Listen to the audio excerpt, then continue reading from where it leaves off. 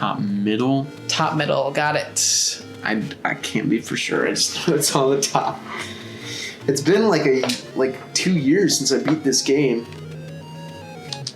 No excuse. No excuse. I have to memorize this for my entrance exam for college. Yes. I have to do this before I can get my diploma. Your video game class. I'm sure a lot of gamers out there wish they had a video game class. Yeah. Well, I'm certain that like the video game class would have been like it would probably teach you how to make them, but there'd probably be a lot of people that's just like, I thought we were just gonna play video games. That's coding 101. Oh yeah? Yeah, anyone who takes a coding class is like an epic gamer, right? And they think they're gonna play video games, but they're not.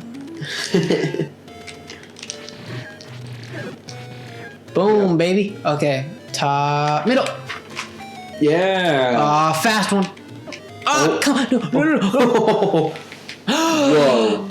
It's level 2. We found the second dungeon. Yes, second dungeon. Let's go. Come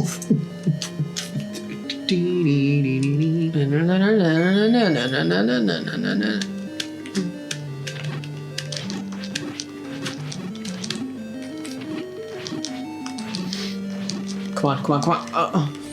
Yeah, when we do this again, I'm going to update this map. Maybe find some graph paper that has smaller squares so I can fill this out a lot more. Okay. That would be good. Is this where Gibdo comes in, right? I don't know. Yeah. Those are Gibdo right there. I believe.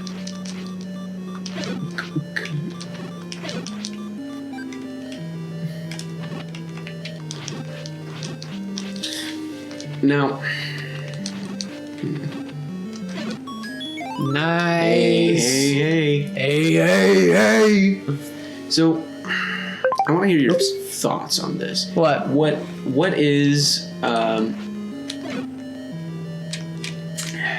should Zelda be involved with its story, or should Zelda solely be a world and not try to get like a connection between the two? Because I know I talked about this before, but for some reason, like this one thing is like divisive with its fan base. Yeah. Because the 3D games were they had flaws mechanically, but then again, so do the 2D games with some of the cheapness, like right there. But overall, the 2D games have been more about exploration, and the 3D games have been more about story, excluding, say, Breath of the Wild and say Link Between Worlds.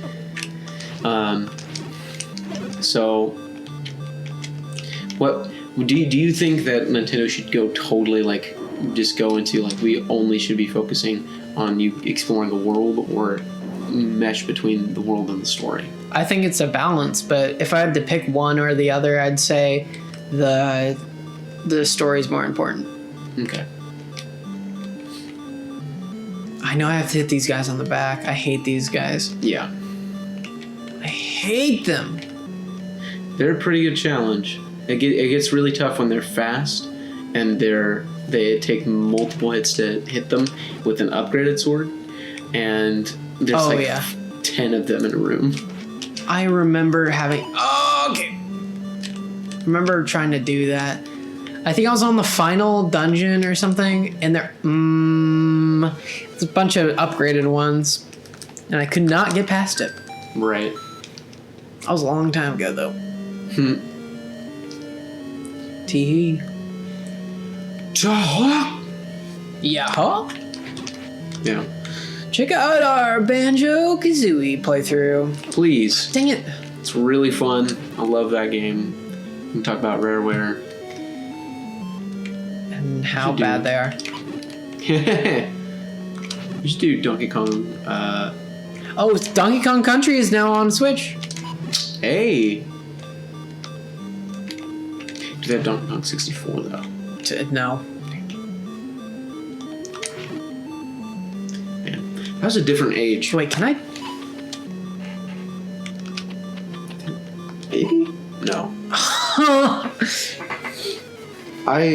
The best way to beat them is being full health. Yeah, I can tell. Later you can get a wand, and man, that helps out so much. But later, also before you get that, a lot of times when those rooms get worse, I just use bombs, because there comes a point of like tediousness that I think, because people have a problem with like the camera angle stuff and how long it takes with, say, 3D games, but I think just the cheapness and the tediousness that comes with this game has its own flaws. I think each one has their own issues. But I really like these games. I would still say that this game is, in my opinion, as good as Skyward Sword. Oh, they keep turning at the right moment. Yeah. This is a very NES get good type thing. Get good, son? Yeah. All right. Well, I guess I'll just get good then. Is there a room where you can beat an enemy that can give you a heart? Because I think that's what we need. I guess I'll just try to go up now. Boom.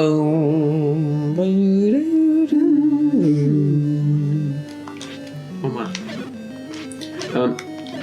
So we were talking about this earlier. Nintendo and Sony were originally working together on a disc system way back in like Nintendo's heyday. Because I'm pretty sure not only there's no competition when it comes to the NES and its generation. When it came to the SNES, I'm almost certain that like it's almost an agreement that the SNES kind of won that console war. And there's multiple reasons for that. But one easy one to point to is like the Genesis needed like a disc system and a separate advanced cartridge thing to add on, and don't get me started on those, just to compete.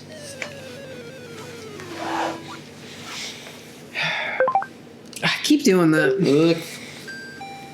Is it because you're pressing like the R buttons or something? Yeah. You can change that. It's okay. Okay. But thinking back to it, as if like Sony agreed, like whatever IP that you put in our disc system we make for you, you can still keep the rights to. We just want to make games with you, kind of the situation, and Nintendo kept with them.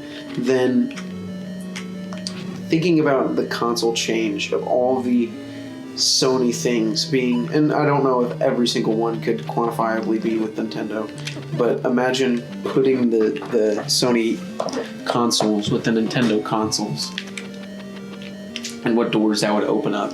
We were talking about that, what was that? Just a couple days ago, I believe. Yeah. But it was all about that Final Fantasy on Nintendo. Yeah. Even though it was on Nintendo for a little bit. Yeah. My big question is, if that would have happened, would Microsoft put their hat in the ring, and would Sega have lasted? Yeah, fair question. Bomb.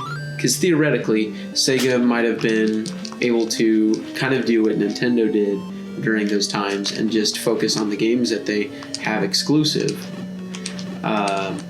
and Microsoft be the one, because console generations would be very much just like a split thing. There's only two main choices, and then Microsoft throws its hat in the ring, and then that competition comes in. That to me would be like a weird thing. Sega, Nintendo, and Sony, or not Sega, Nintendo, and Microsoft rather. Mm-hmm. Or Microsoft absorbing Sega. Oh my gosh, how do I beat this thing? You need bombs. Should I go for it? Yeah. Okay. Sounds good. But that's like a weird parody, like a turning point moment that could have either created like this huge, almost Monopoly-like superpower game company or not. But currently, let's focus on this dungeon. Let's that boss. You can technically take them out with your sword, but they're so much easier to take out with their bombs. All right. Well, I will do that.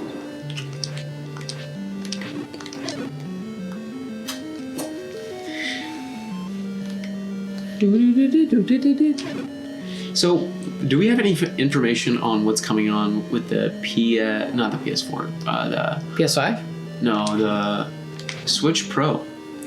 Oh, yeah. I mean, no word on that yet. I mean, oh, dang, I forgot. I don't have my boomerang equipped. I only have 4 bombs now. Yeah. I'll likely be able to get more in this dungeon. Fingers crossed.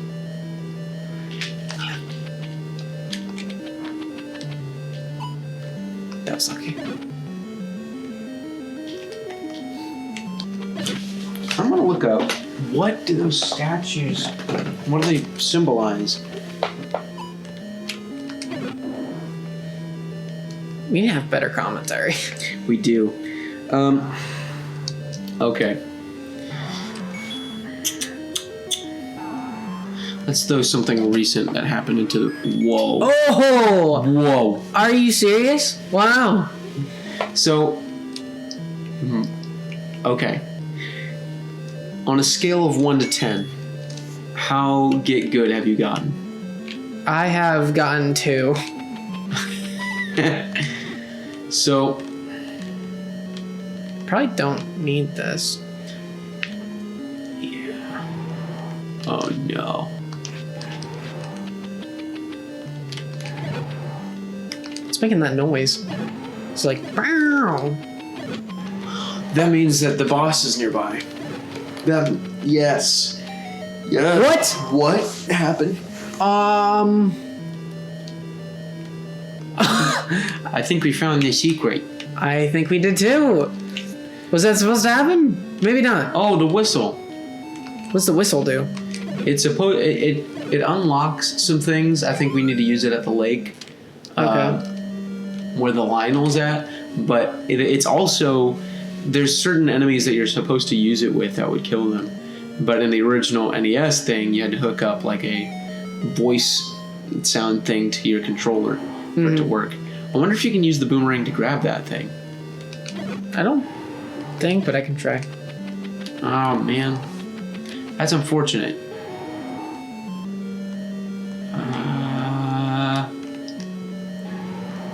You might be able to bomb it from the other side.